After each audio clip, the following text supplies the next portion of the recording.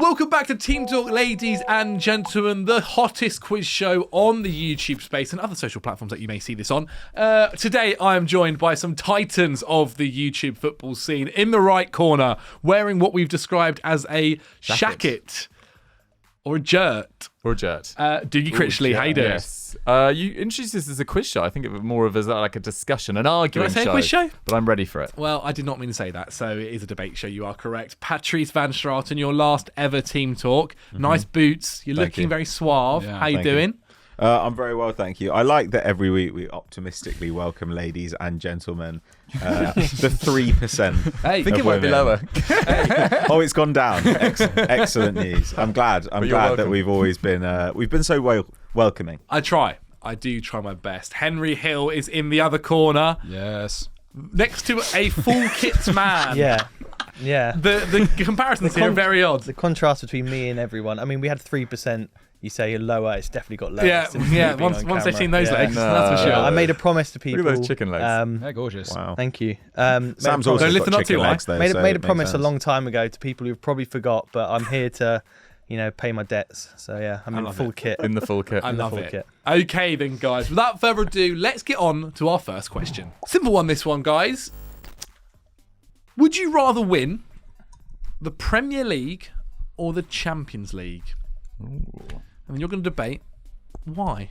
3, 2, 1, reveal. Oh.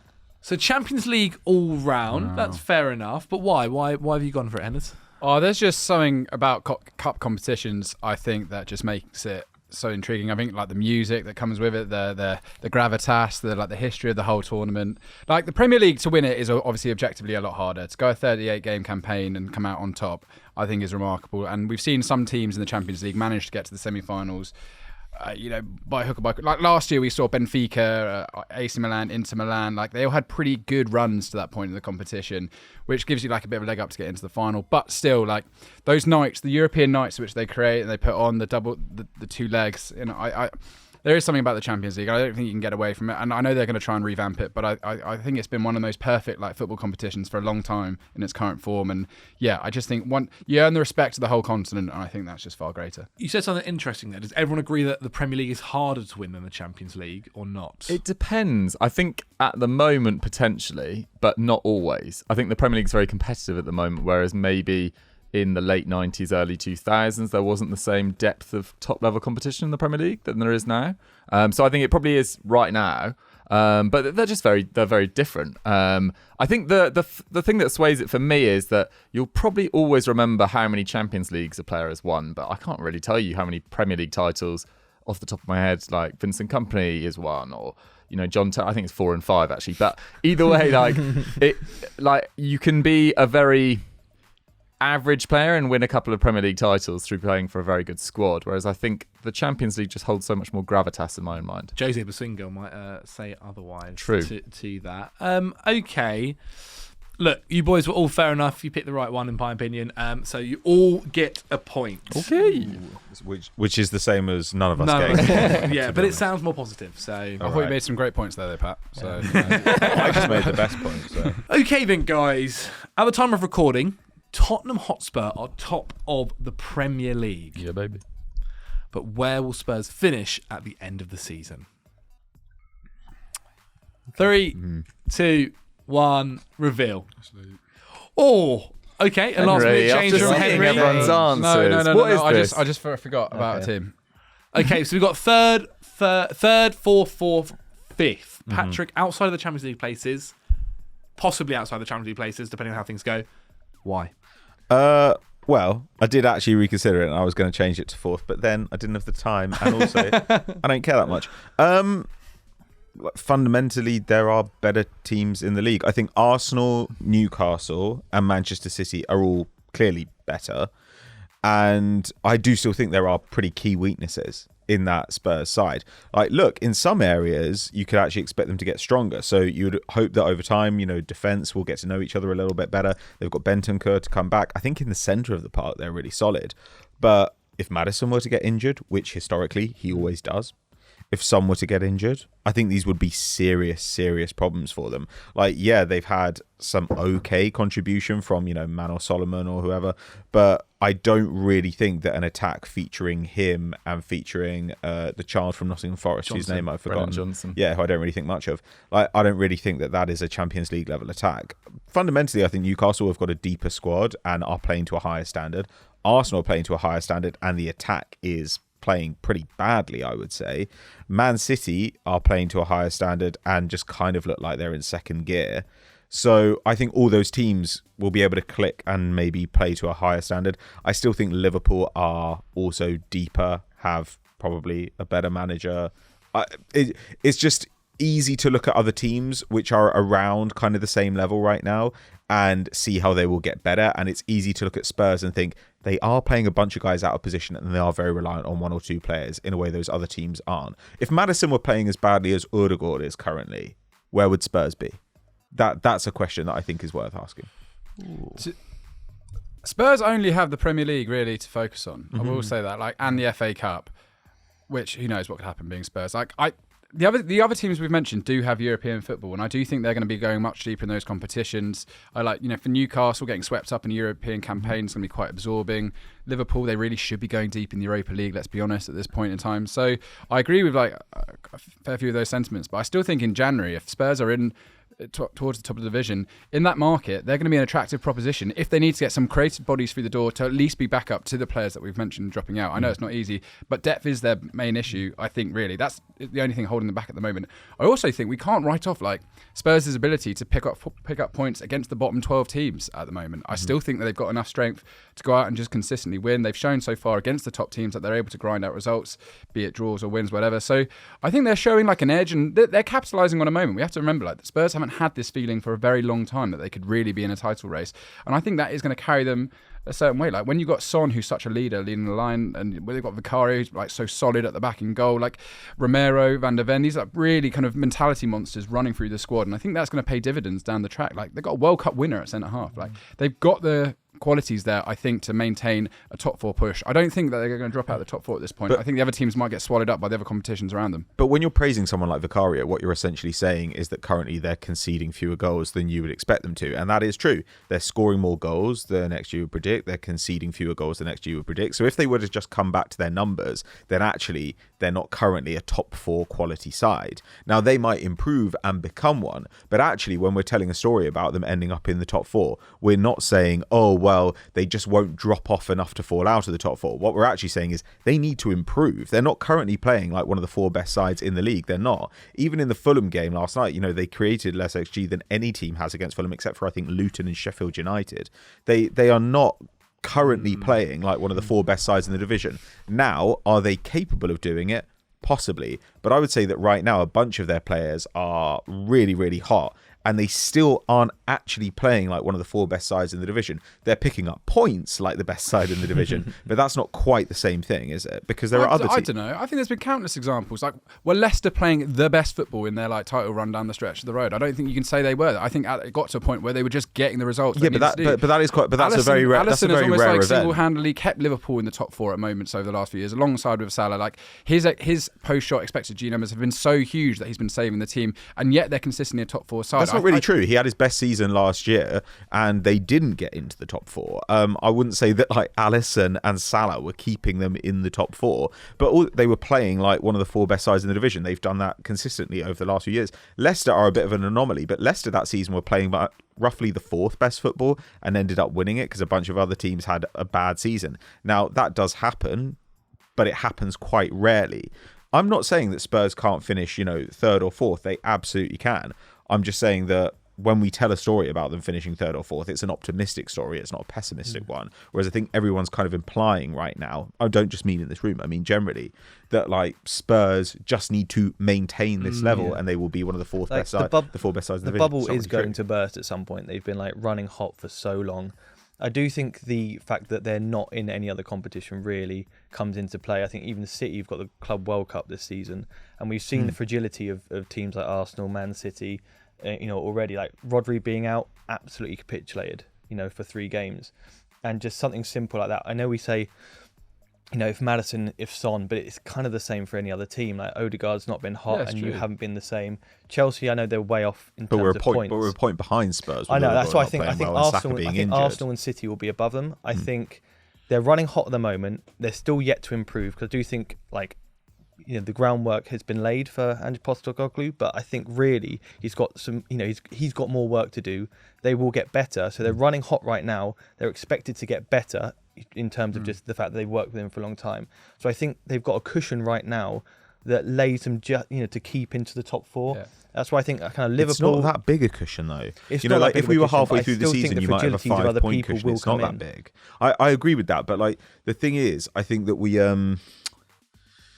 there definitely are weaknesses to be exploited there, and I think teams have exploited those weaknesses at certain points. I think that they kind of got a bit lucky against Liverpool. I think they've that been on another day extremely that they'd have lost that game. I think the same is true of the Arsenal game. Yeah. I think that some of their performances, even the United game, they could easily have been a couple of goals down before they kind of powered into that match later on.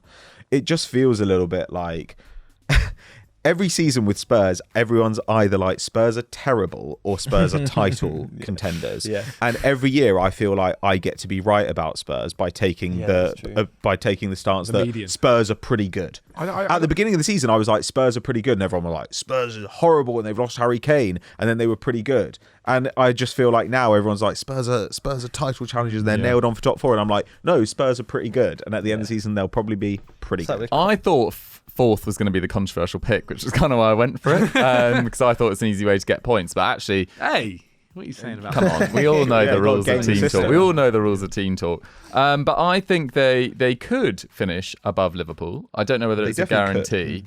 But I do think, if you talk about the big injuries that Spurs could get, it's just as likely that Van Dijk, who's Yeah, played a it's true. lot of Exactly, football yeah. over the last few years, could pick up a serious injury.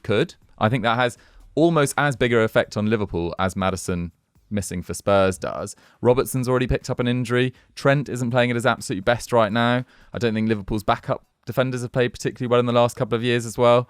I just think that there is a good chance that if Spurs continue to build up a small deficit over the next 10 games, that Liverpool can't catch them, especially with the amount of football on display, which is why I think they could finish fourth. But to be honest, I think they'll be fourth or fifth. Just on Spurs being potentially outplayed by other teams who maybe should be ahead of them in the table, but they're not. Like, Spurs have not been the best team, maybe aesthetically or XG wise, but yet they are top of the league, and yet they're what, only 3 months into a a new, very small number of games. yeah, I know, You've and got yet to they're take the very Liverpool game into very short consideration, period right? into a new manager.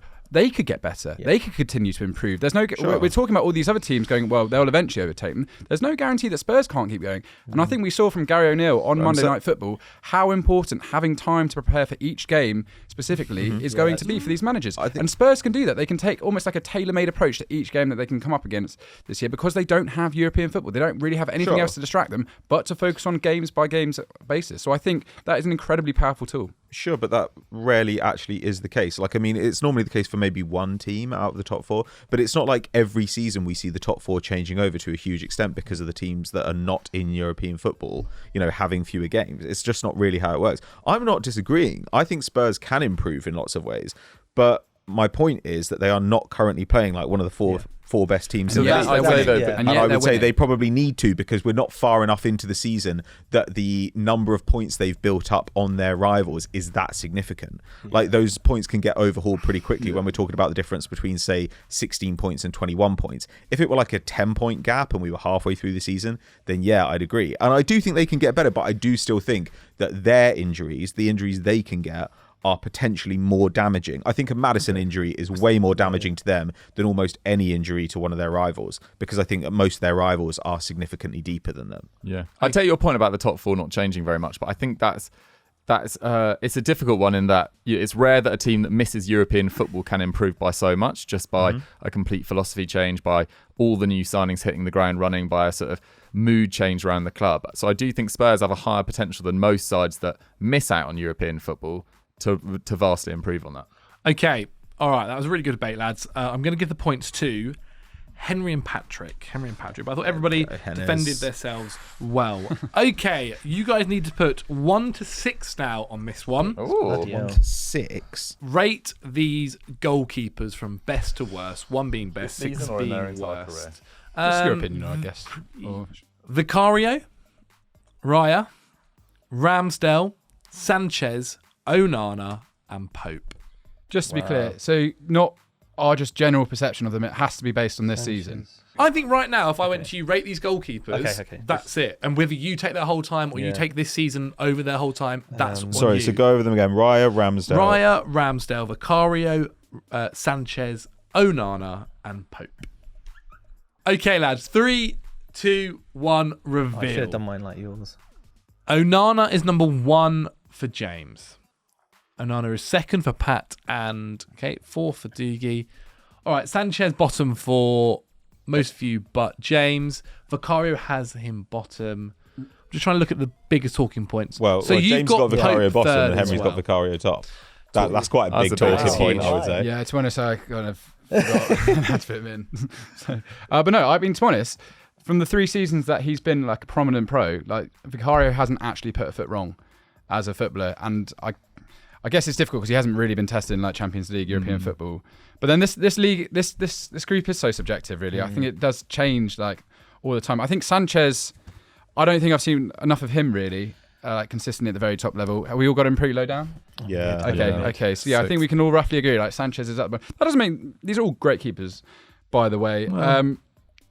They're pretty good. I'd say Yeah. most of them are pretty good.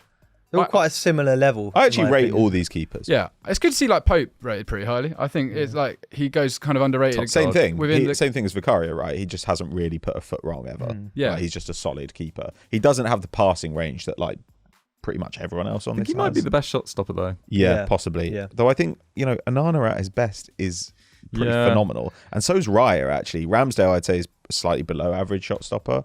But when you think about, getting Arsenal back into the Champions League, and given his age as well, he's the youngest here. That's pretty significant. I mean, Onana, though, title winner in the Netherlands, Champions League final with Inter. And was probably the man of the match, I think, in that game. And has had a very good career relative And to now letting goals in for fun. Sure, Yeah, but I mean, but he I plays a few months. He plays for Man United, and they're crap, and they suck at I everything. think people expected it though with Onana.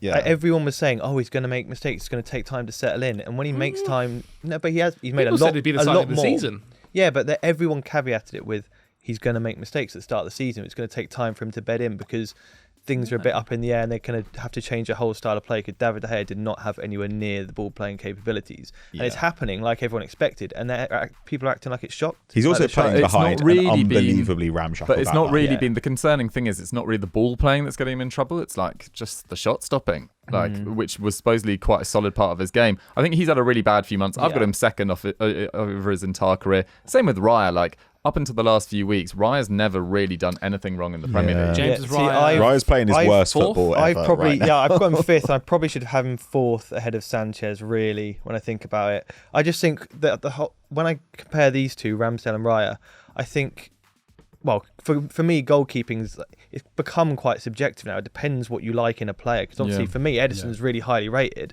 but he's not the best shot stopper. He's not great on one-on-ones, but he doesn't really need to because of the style of play. He's got bonehead gene. Though. He's but he's great fun to watch. And he's high entertainment, which I love. But The occasional disaster class from Edison is always my favourite. I do think Sanchez and Raya have been on a similar level, coming into this season especially. And then Raya's just it's the fact that he made the decision to go to Arsenal, knowing that he's going to compete, and he's not stepped up to the challenge. I think we're seeing his said kind that. of. He's I think we're taken the number seeing one his shot, ceiling. basically. Personally, I think we're seeing his ceiling.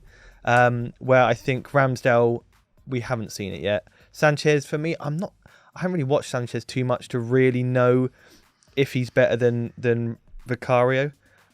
He's had a solid time at Brighton, solid time-ish. I mean, at you've got him Chelsea. better than Raya and Vicario. Well, that's the thing. I think I should swap these ones. Don't do that. If you do that, you lose points. Do I? Yeah, I know. No, It's do that. Do that. No, Fall I'll on do your that. sword. I'll swap these two. Just So you're because going to swap Raya, Raya and Sanchez. So Raya now Raya and fourth, particularly strong Sanchez feelings in- about Yeah, these I mean, guys. Ramsdale, again, probably didn't have his best start to the season, but he was pretty good for the vast majority of last year, but has been relegated twice. Obviously, he was playing for a very poor side, so that feels a bit harsh to criticise him with. But I feel like he's in a slightly different league to Pope and Onana and even David Raya in terms of what he's achieved in the Premier League so far. Vicario started really well at Spurs, that's why I've got him fourth. And then Sanchez, I think he's been fine for Chelsea, but he was dropped what became third choice at Brighton, and yeah, just doesn't have anything as exceptional as other parts of these players.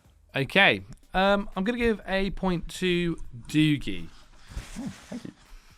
The late push. Let's move on to a new thing that I'm bringing to Team Talk. Oh, Exactly. Hot or not? come on then, big man. Exactly. Did you say Uno? Hot or not? No. No, not hot. I'd love to do hot or not. Actual attract. Rate Yeah, in go terms on. of attractiveness. Me. You're Am a I coward. hot or am I not? Well, that's needy. So not. no, I'm going to put down. Desperate. No one likes What's desperation. the point? Is the point? I there? don't wanna The waste point ink. available? No, don't Okay, worry. all right then.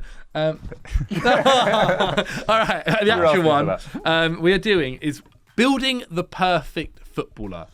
So I'm going to go through body parts of a footballer and kind of suggest what that means. So I might say legs, which is pace, for instance, and you go the best. I mean, it's other player stuff as well, with but that other like, stuff, sure. for sure. But it's the best way we can describe it. All right, as simple as that. We're going to start with the feet first. Who has the best right foot in the world? David Beckham. So specifically right foot. Currently playing. Oh, Currently playing. Let's put that caveat out there right now. I don't even know if he's right-footed. All right. That 3, is risky, Jimbo. 2, It is risky. one. I'm confident.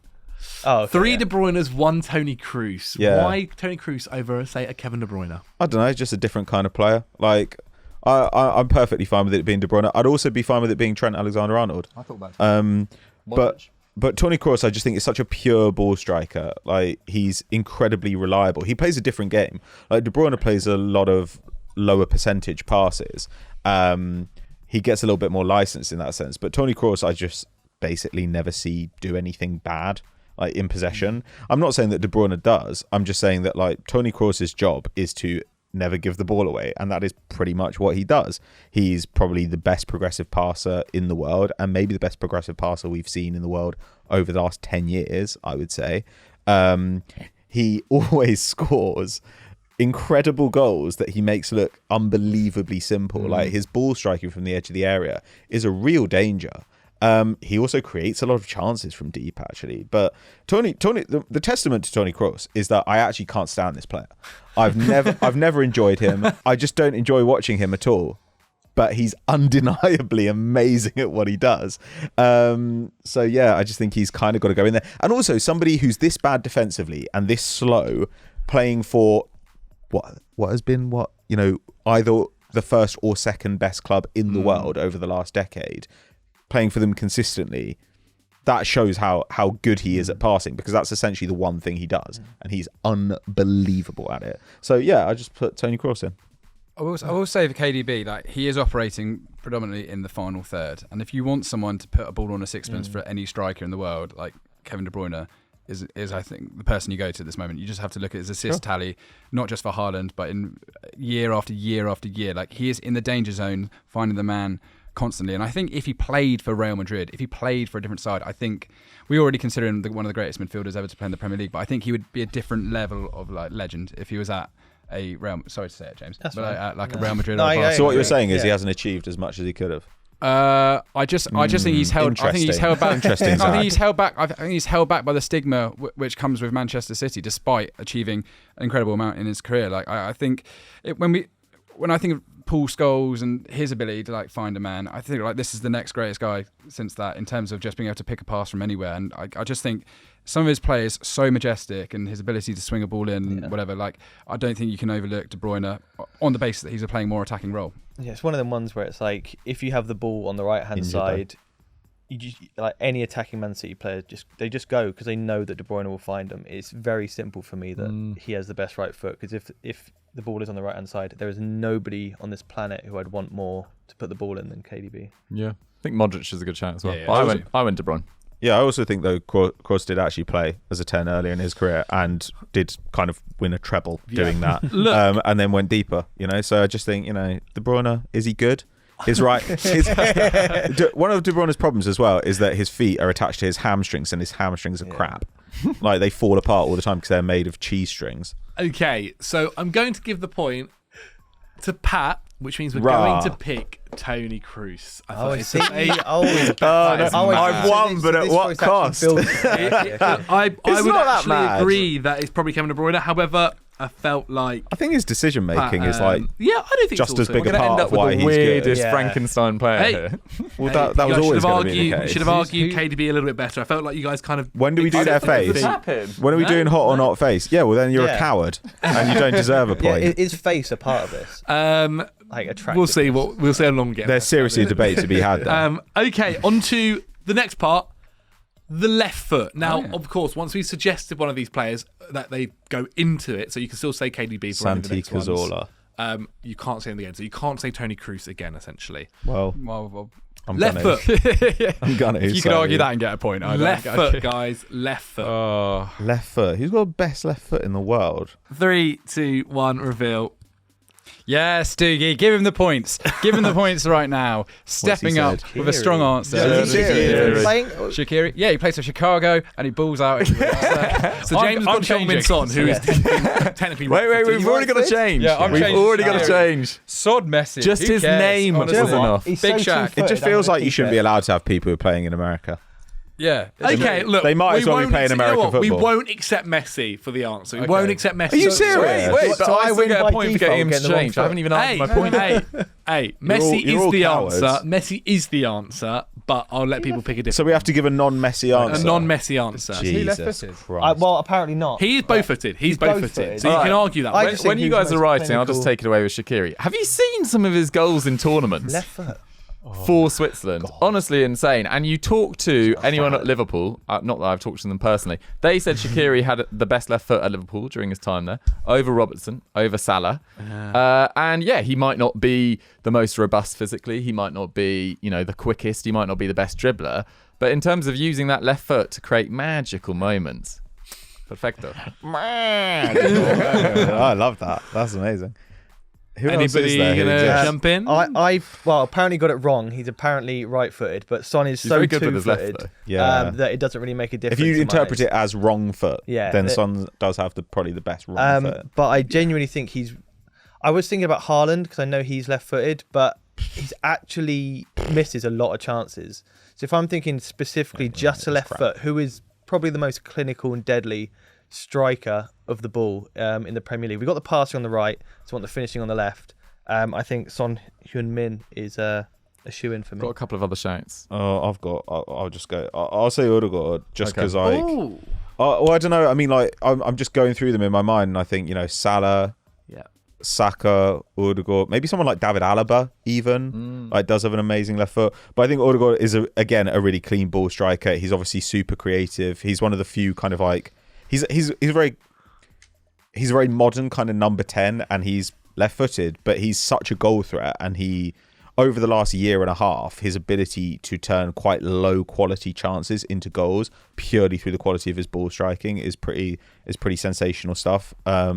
There's probably somebody else really, really obvious. Di we're not Maria? thinking Is of. Di Maria left-footed? Yeah, He is, he's yeah. very He's a good left-footed, shout. but I mean, Henry, Does how it many count? times have you changed Yeah. that answer? Well, the Shaqiri one was more in like a revolt against Messi. 'Cause I couldn't be bothered for us to all sit here and say Messi. But now I thought about it, like I do love Shaqiri, and as you say, some of his goals are textbook. But I think it is one of the greatest careers that I can remember. Like his impact, certainly that Real Madrid side when he It was. doesn't matter about his career though. Talking about his left foot, Yeah, but which you asked if he was left. Well, I think He is very one-footed though with his He's left. very one-footed. I think his ability, like, I think like the fact he's left-footed makes him so deadly because like it's just more rare for a defender to come up against a genuinely world-class left-footed player, and that's what made him such like a threat in that Real Madrid I think side. And Robin was better. He's also than him in super terms of fast. pure left foot. yeah, but Robin, Di Maria Robin was way more retired, creative. Are we? sadly. So what is So- the Di Maria rules? Are we was allowed way to more retired creative. players? No, current, or, just current. And okay. he is playing for Benfica these He days. is. So Yeah. I think Angel Di Yay. Maria. What a magical left foot. Tadic. Okay, so I think Philip Kostic needs a shout. Very good crosser. And Perisic as well. Perisic is very good left foot. you can give him that shout Philip out. Kostic. Trying to earn points. He's got a very good That is a Okay, mad I'm going to give EFD the shout. point to Doogie, Yeah, fair. What the? but the answer Are you is serious? Messi. The answer is No, Messi. the Oh, answer right, is right. Shaq I'm man. trying to be The fun. answer is Messi. I like how but there I'll just give became the a point. game of name as many left foot. Yeah. Our next part of the human body Okay, Oh my god. we're moving is actually inside the body, the mind. Oh. Which footballer has the best mind? And what I put for this is kind of What are you game intelligence. Oh This my is getting god. silly. I like it. 3, 2, 1, reveal. Hey. Modric. Oh, love that. Okay, Everyone. nice. Pound the Well, back. anyone want to give a little bit of a props to Modric? Why is his mind so much better than others? I'm really glad that we didn't He put in doesn't really Rodri. have that many physical Yeah, attributes, that's what but he's physically been one of the best, if not the best midfielder of his Yeah. generation. In the latter part of the generation, Xavi and Iniesta come into it. But I think he's just excelled in a time where the game's getting more and more physical. Yeah. And he's just been brilliant. We'll give a shout out to Busquets would Pedri. have I been feel like Pedri could be the supermind of the future. The supermind, the mega mind. Super- people yeah, might mega say. mind. But Busquets would have been, I Yeah. think, the nailed-on If this winner was for this, 2-3 5 years years ago. Yeah. Yeah. Okay. That's quite nice. I think he's probably the smartest footballer I've ever seen. I was tempted to go Rodri, but I knew I'd get shouted out. So. Well, because he's crap, yeah. Yeah. Boring. I'm going to give a point all round. Tucked in All shirt, round, which merchant. essentially Yeah, I again love means it. it's pointless. Hate it. All right, moving on to our next one. It's not the war. Stop tucking in your shirt. Right We arm. go from the head, the mind, the head. Damn it, so close. But heading ability. What in God's name is happening? Who is the best in the I- world at heading? I don't even know. 3, 2, 1, reveal. Kane, Dawson, Sergio Ramos, Nico Gonzalez. That's a good answer. Wow. Is it? Okay. Per meter, this guy's very good. He's very small, I don't care. but he's very good in the It's air. about the heading ability. Dawson Per is a meter. he's Dawson. a dog. Tell me what Craig Dawson is good at. Nothing. Exactly. So he dominates people in the air. Oh, I include the air. Every single good at nothing. every single Premier League manager absolutely loves working with him because he's a physical monster. He's not very good at anything football-wise, but in terms of what he brings defensively, physicality, marked Haaland out the game, made him look like he wasn't even there. not So hard, yeah, though. Craig Dawson is Silly, the but- best header of the football. Okay. Scores goals too, occasionally.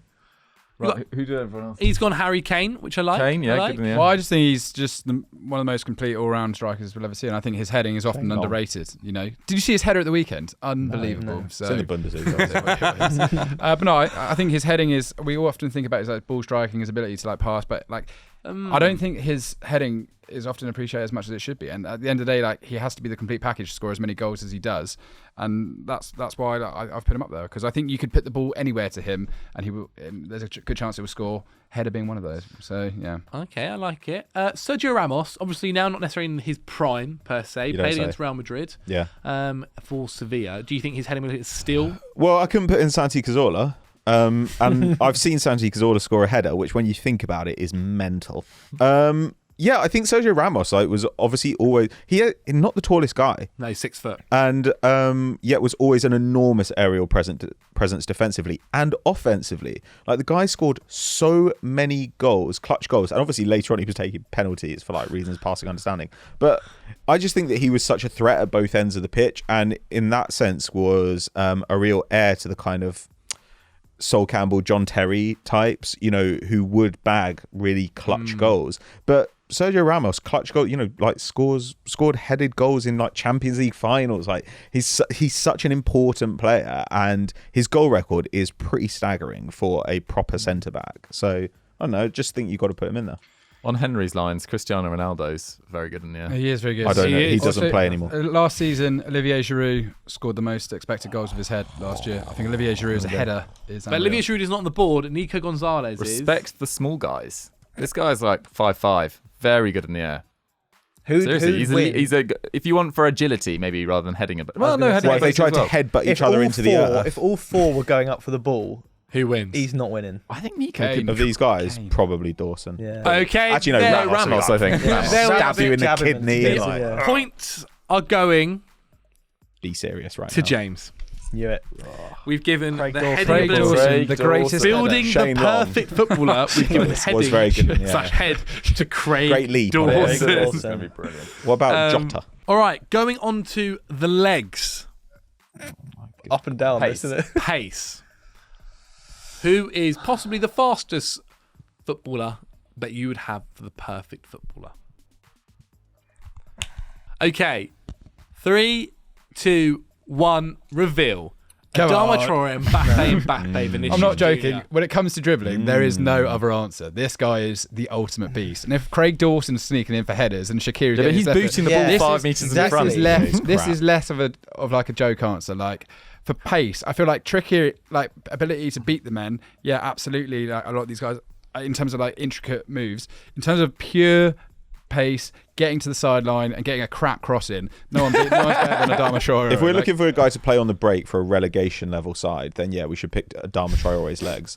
But if we want somebody who can do it, at a level above Sunday League, then we should go for somebody else. No, but he is the quickest guy in football. No, Mbappe. Is he? I don't know. Is he faster than Mbappe? Yeah. Is he faster than Cole Walker? Yeah, sure. I mean, he is built like a sprinter. He also just looks faster as well because he, as Pat says, he kind of sprints. He doesn't dribble. He doesn't run with the ball. The ball's like miles in front. Arms, There's loads of like Geraldo Becker. And he also just looks so bizarre because he's so stacked. I don't know. Hang on. Is he actually quicker than Mbappe? No, please finish. What There's you're loads of like random guys that hit like certain speeds. Like Rasmus Højlund is technically one of the quickest in the world. Like Geraldo Becker, I think ran the Put quickest. Højlund down, yeah. No. I think Adama Traore, all things like the dribble numbers that he's put up in his time in the Premier League, He's like, right. speak for itself. You are right. He's a very good dribbler. But it's not really. We're not really pace talking for a about dribble. dribbling. I would say these are We're more talking about dribblers because these are better pace. players and therefore dribblers. We're talking about pure pace. Yeah, Pure no, I pace don't and it's think Adama it's Traore. I think Mbappe's as fast as Traore. I mean, like I've seen Mbappe way. toast people, Yeah. like He's to just the fast degree off that the ball, like they he's not can't go unbelievable. home It's anymore. crazy. Like he's just unbelievably fast, and also like the sensation of speed watching Mbappe, I think is really exciting. Like Mbappe gets you out of your chair, whereas Adama Traore turns off the TV. You're just like, oh, we're at this stage of a match, are we? Great. Whereas with Mbappe, you're just like, oh my god, something insane is happening. gonna Like when happen. you think about that game against Argentina, where Mbappe was just like, I could just run the length of the pitch. I mean, Nice. it was. Went and did it. It felt like a seismic moment in world Yeah. football. It's the quality of control with the speed for me with Mbappe. It's just undeniable. Okay. And he could do it all game, whereas Adama Traore, like I don't know how. Adama Traore carries so much weight now. I don't know. I don't know. I don't have the stats, but I feel like Vinicius Junior might be slightly faster with the ball than Mbappe. But might be Mbappe true. might be faster off the ball. That's just more of a hunch than anything else. Mbappe is more of a push and go guy. Yeah, I think Vinicius Junior is I think they're both exceptional dribblers. Please don't put Adama Traore in. We're gonna go Going out on a limb there. We're by going to saying Mbappe go and Vinny are both with good. Mbappe. So James and Thank Pat you. get a point. Do I get a point for my argument? No. I will take a point off if you like. You don't get. You're like Think of asking for a James. yellow Someone else has card, been up you since know? 5 a.m. this morning. I didn't really know what to put for torso. I can think. Uh, Do you know what to put for torso? As in, like, what to relate it to. So Strength. I've got no, because I've got that for Oh, later strength. on. So I've got defending. Okay. What, just as an ability? Yeah, essentially, I threw it on there. So torso, you're defending. Who's the best at defending? 3, 2, 1. Thiago Silva, Ruben Diaz, Virgil van Dijk, Orejo. Ruben Diaz is simply my favourite defender in the Premier League. I think what he's done since coming in from Benfica, I think it's like leadership as well. Like he is amongst a load of world-class centre-halves at Manchester City that constantly get rotated. He is like the standout figure for me. I think he's so young and so like impressive as a defender. I don't think he's ever really put a foot wrong. I don't remember anything that he's ever done wrong. And it's difficult for him to truly stand out because he plays in a team that is constantly like pressing forward. But he's such a solid addition. Did you say he's Like, so young? Isn't he like 27? No. I think he's like, How old is he? Yeah, 26? yeah, Is he really? I think Oh, maybe wow. 25. Huge difference. yeah, he's Yeah, big time. but yeah, he's He just. joined young. I think the money they spent on him was quite a relative gamble for like a centre half coming out of Portugal, and yet he's like steps up so much. He's just, yeah. I think for me personally, he's one of the most rounded, the most rounded defender in the Premier League at the moment. Got a great torso as well. I think you said there with Ruben Diaz that he's surrounded by world-class players. I think Virgil van Dijk has done it without world-class players around his side. Like I think we've seen the drop-off when he's not there. We all know people. I mean, it's a very obvious shout because everyone's saying he's been the best. You know, argued to be one of the best defenders in the Premier League. And it's just he's continued to be so good. I know he's had a bit of a dip, but what he's done in the Premier League, you just can't argue with. And I genuinely think for an individual defender, you can't really look past VVD. Yeah, nice. Ruben Diaz, respect, because he wasn't even City's first choice. I think he was third choice for them. I think they wanted Jules Koundé that summer as well. I thought Araujo was someone a bit different. When he is fit, I think he is one of the top 3 centre-backs in the world. I know he's not as fit as some of the others, but yeah, I've rarely seen him have a bad game, and he's come in as pretty much an unknown from Uruguay and become one of the best defenders already, and he is a fair bit younger as well. Is he, 23? So yeah, I think as a one-on-one defender, he's pretty unbeatable. Okay, Thiago Silva, a little bit older. Actually, might be starting to see a Actually slight like this. decline of him this season. Sure, Really? but I mean, like But he's defending. 38. Like I mean, this is a guy who's been at the top level now for nearly 20 years. Like, and he's done it in multiple leagues. He's doing it in a crap side. I mean, I think we can give him that. But I just don't see him make wrong decisions. Yeah. That's the thing about him. Like I always find Man City defenders like very hard to judge, because I think most of what they do is not really defending, and the side kind of breakaway attacks in lots of different ways, you know, with like tactical fouling, rotations, things like that. It's not anything against them, but I think to be a Pep Guardiola defender, he almost prioritizes different things. And as shown by the fact that every season he kind of like brings somebody in from the cold and pushes somebody out. But Thiago Silva, I just think, to me, being a great defender, he's good at everything. He's a good passer, he's good in the air. But what I never see him do really is just do something stupid. He is so reliable, Thiago Silva.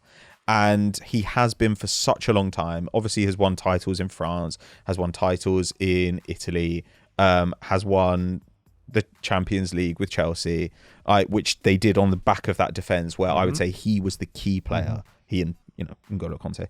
I just think that Thiago Silva is like, you almost don't notice he's there because of things he does. Even in the Arsenal game this weekend, there were times where he was under pressure from a guy who was half his age and much faster than him. He just strolled away like he wasn't under pressure at all. It's just amazing to me. I just think Thiago Silva is the prototype for the modern centre-back. I get his 2015 torso in, but it's 2023. 2023. You can't just take Doogie's point. But that doesn't matter. You know, like we picked Modric. I'm Modric going to isn't go exactly at his Thiago best. Silva. Yeah. I am, but it was close Henry, by the way. Bias, that's crazy. No, but I'm going you picked Thiago Araujo. Silva. Come on, you were not in the conversation. So this one is physique, so strength. It's a strength. Other than torso. Strength and physique are different things. Muscles. But it's just All this of is them. about strength. Whose body would you like? Yeah, this is about the strength. The strongest footballer. The Okay. strength. So not aesthetically, just pure like actual strength. Yeah, not how they look, but the strength. Strongest footballer. 3, 2, 1, reveal. Ooh. What is happening? I mean, okay, interesting. Good grief. You've gone with Raheem Sterling. Sterling. Very different to the builds of the other Yeah. players here. Why? Similar to kind of what Pat was alluding to, he has been surprisingly physical throughout his time in the Premier League. I remember before he joined City, we played Man City played Liverpool, and he pushed Yaya Toure off the ball.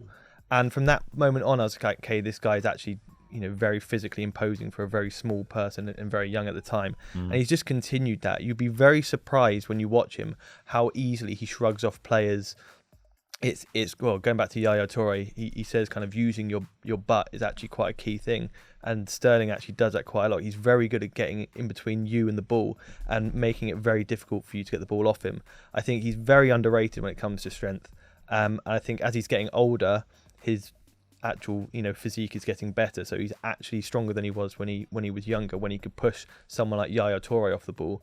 I just think it's something that people don't really recognise, people have never really recognised, and if you watch him and you have a think, okay, this guy's surprisingly strong, let's see if he's surprisingly strong, you would be surprised yourself. Okay, you've gone for Jude Bellingham. Yeah, I mean, he hadn't been mentioned on Football Daily for 10 minutes, so it was time. Yeah, fair enough. I think he's been, phenomenal this season. I think his physical strength is really underrated for someone who's 20. I've never really seen him lose or get dominated physically by anyone. And obviously, you see his technical strength as well. But this is a guy who's, it just looks like he was born for the most congested, most intense arenas around. And I think he comes out on top in pretty much every one of them. It might not be Why recognised is he playing in Spain then? as his core strength, but he's done it for England in pretty much every game he's played as well. I just think, strength is an underrated part of his game. Erling. He should play in a top competition. That'd be good.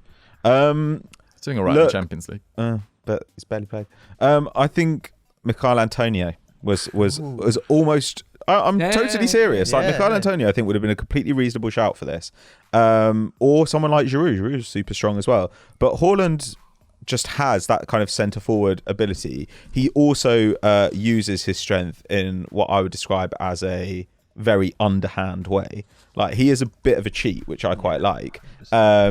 He gives people a little shove. The fact that he can kind of use his strength while travelling at speed, I think is really, really impressive. But he's one of the few strikers in the world who can go up against basically any centre back except for William Saliba, and kind of match them except for Craig Dawson, and match them for strength. He's just like an absolute force of nature. The way that he will create space to get a shot off in the box purely through, like windmilling his arms like a child is kind of remarkable. One of the reasons he always has space is because he reads the game well, but it's also just because the stiff arm. He should really be playing as a winger for a rugby team. Really? Okay, Leon Goretzka. Yeah, so I think actually with Haaland, and to an extent at the moment we're seeing with Bellingham, like it's very much like their mentality as well. We see him like really battling and getting in the faces of opposition players. I still think they've got like time to grow into their bodies in terms of like an actual full-on developed physique and absolute beast in midfield. I think Goretzka, there's that famous picture of him looking absolutely ripped in the centre of the park. As like a kind of midfielder who can do both. You can defend and push forward in equal measure, who's physical, who's willing to win tons of aerial duels and whatnot. I think Goretzka is pretty perfect at that. And I think I know he had a bit of a difficult campaign last season, but then all of Bayern Munich had a difficult campaign by their standards last season. I think it's underrated what he has like contributed to that Bayern midfield alongside Kimmich. There's a reason they were widely considered one of the best defensive sort of midfield duos, for a very long time. And yeah, I think Well, they part do of that want to comes replace them at the moment. well. Mentally weak. I don't think Goretzka's mentally weak. Like you made an argument earlier that Kroos had won a treble at Bayern Munich. I'm pretty sure Goretzka's won countless trophies at Bayern Munich in his time there too. So I just think as a sort of built central midfielder, something that I think Bellingham will become, Goretzka's already there. Okay, I'm going to have to give strength, guys, to Haaland, which means Pat gets the point. It's a bit like the Messi shot. Oh, is it? Because you could What use you it for mean? left As foot. in, there's an obviously correct answer, and I chose it. Oh. Okay, our last one is involving the whole body, I guess, but I just wanted to get it in there. Oh. This is the skin. Go on. Yes, he's got the best. Skills. Oh, So- I thought you were Close, right. close. It's like, who's got Really? the best skin in football? Yes. Whose skin would you like to who's wear? the most like a suit? skillful player? Now, you have used Mbappe already in your pace answer. So who's the most skillful player that we can add to perfect Who's honestly our right player? about Still Cazorla? play him. I was honestly right about Cazorla. It's a perfect blend of all this stuff. I'm really struggling. Who's the here. most skillful player? By Can you these just look at boys. my answer? Yeah, it's just had a peek. You son of a... All right, 3, 2, 1, reveal. Vinny Jr., What the hell? Elise and Ousmane Dembele. Oh, Ousmane Dembele. I'm changing my answer. I mean, No, come That's on. my Pat. second change of the Vinny tournament. Jr. is Nah. unbelievable. Like, first of all, he's Brazilian, which is a heads up. Like, that is What? So that's a win. the home of samba. I don't think. For me, he's more of like an out-and-out winger in terms of like pace. I think he's more of a pace winger in terms of actual disagree. skill, ability in tight spaces, like into trickery. This guy has literally been hacked down in La Liga for 2 years straight because of his ability. Like, yeah, but Grealish maybe has been he were hacked better. down, and you wouldn't call him skillful. no, he is skillful. He is skillful. Like the No, things we but saw. I'm Do you just saying, remember that getting- Manchester getting City game where he fouls. like let the ball run through his legs, burst through, and scored like an unbelievable goal in that semi-final of the He's Champions League? Like, ruthless. these are He's examples. seen ruthless. Antonio But do Ousmane that. Dembele, I think, the fact he can take free kicks, penalties on either foot as well. He doesn't know what foot he is. Like the fact he can do skills off either foot. Like if he didn't love playing FIFA so much, I think we'd be talking about one of the best players of his generation. Like he's just not really mentally at it. He's looked Weekend League outrageous stuff, man. this I tell you, season. Mentally at it, weekend league. That's He's where looked- he's tested. He's looked outrageous so far this season, Ousmane Dembele. Even at that PSG game, I don't know why Joe was arguing with me about the Newcastle game. He was dropping because he was playing as less of a conventional winger. When you're a winger and teams find you high upfield in space, that is very different from when you're dropping into midfield, like someone like Grealish does as well, like Bernardo Silva does, and you're doing it in a more congested area. I don't know. I just think Ousmane Dembele, he is a perfectly balanced footballer. Dukes is absolutely right. Like Vinny is also a very good answer, but with Vinny, you do know that he is going to favour his right foot. With Ousmane Dembele, you literally have no clue what he's going to do, and neither does he, because he plays, about 6 games a season. But those games, Zachary. Elise. Yeah, Elise was a panic. I had Foden. 'Cause No, you don't say. I had Foden because I was like, Foden's skillful. No, but he's not skillful in the same way. Like Yeah. it's more the half turn, the kind of operating in tight spaces. Yeah, what a guy. And then I thought about what is a club that I get, Embarrassing. that bring in the most skillful players, at least champion the most skillful players, and it was Palace. And I should really put Zaha in here because Zaha No, you has shouldn't. been that guy for a while now. But I just panicked to put Elise. Fair enough. I love that. I like the That's great. admittance. I think like we the should go for admittance. Elise. Let's make this as weird as I'm possible. going to go for Vinny Jr. I'm going for Vinny Jr. Weak. On skills. I don't care about whether he can take a free kick on skills. This is about taking on your man. And whilst I do agree Dembele is that, I'm going to go with Vinny Jr. Because you mentioned the left Do I foot. get a point for but getting we've him got changed? we've got Shaqiri's left foot. I We thought it don't was need Messi's left any others. It is Messi's, but This is going to be the worst player Okay. of all time. So We managed to create a player Craig who Dawson in it. wouldn't start for Wolves. This is like when you have that piece of paper Craig and you draw Dawson the starts head, for Wolves, fold like- it. Yeah, exactly. Are we done? Have we done we skin? are done. You can debate whilst George texts me his Best results. looking, The okay. best looking, if you want. Best looking. Best looking player. in I the think Premier that League. the current I've got a couple down. currently football's not great Are we actually writing for this down? hot guys. Um, Can we go all time? I'll let you go all the time for this one. if you all want. time most attractive player. Right now, I don't know, man. Well, let's move on then. Coming in, technically, Oh, we're not showing our answers. well, you No, will once I but- say your Foden. name. This is come on, man. Okay. All right, on 4 points, Henry Hill, who he thinks Xavi Alonso. Nice. Gorgeous. Playing He's doesn't gorgeous. count. Come on. Coming in come on 4 points, James. He's gone with the answers. Historical and current. Stones, Stones. Maldini. I go for. He's not even the John best looking Stones guy at Man Yeah. City. John Stones is Who loved by a do lot I of people. fancy the most in football is John Stones. Okay. That's not for looks reason. True. Coming in with 4 points, Doogie Critchley, who's gone for. I've gone for two. I've gone for Robert Sanchez, who I think is underrated, He is and underrated. Gonzalo Paciencia. Used to play for Eintracht Frankfurt. Look him Yeah, up. that's Very really good-looking guy. actually Don't know clue. where he is now. He's somewhere in Portugal. And Yeah, the he is. winner of his last ever team talk, Patrick Van Straten, Maldini. who is the prettiest member of Football Thank Daily. you, thank you. I had to be. Reluctant Well applause. taken care of. Thank you, thank Yeah, you. look Can we at read that out the skin. player? How old Look at are that they? skin. So the Yeah. player, let's go. Okay. Oh my God, it's So This is the gonna be mind horrible. of the player Rank. is Luka Modric. The head and the face, essentially, is Craig Dawson. Oh my god. The torso is Thiago Silva. The physique is Haaland, so he's quite tall as well. The legs is Kylian Mbappe. Oh my God. The left foot is Messi, but with a little bit of Shaqiri there. And the right foot is Tony Kroos, and the skills of Vinny Jr. Pretty Yeah. good. Hell of a good player. player. Apart from Dawson. Hell of a player. Dawson's heading Just ability a- is true. good. Let Let's it be all honest. out. It could have probably been Kane as well. But there we have it. That has been us creating the perfect player on Team Talk. I hope you guys have enjoyed. If you have, then make sure you watch all the other content on Football Daily. Get in the comments below and let us know what you thought and who would be your perfect player using that same system that we've used. Subscribe to Football Daily, like the video. We'll catch you guys very, very soon. Bye. Mate.